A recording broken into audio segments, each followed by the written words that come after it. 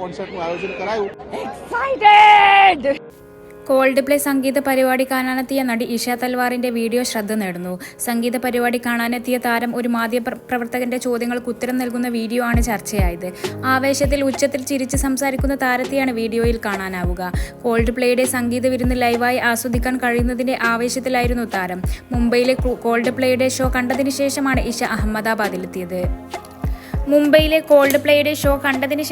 Isha അഹമ്മദാബാദിലെത്തിയത്. Called പ്ലേയുടെ live പ്രകടനം എത്ര തവണ കണ്ടാലും ആവേശം ഒട്ടും കുറയില്ലെന്നും താരം വെളിപ്പെടുത്തി.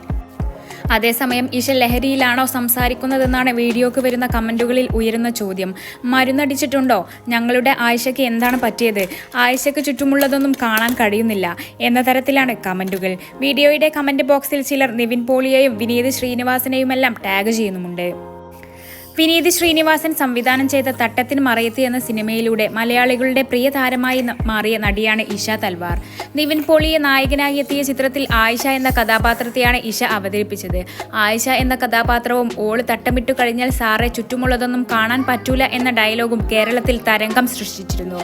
മുംബൈയിൽ അറിയപ്പെടുന്ന മോഡലായിരിക്കെയാണ് ഇഷ തൽവാർ തട്ടത്തിൻ മറയത്തിൽ അഭിനയിക്കുന്നത്.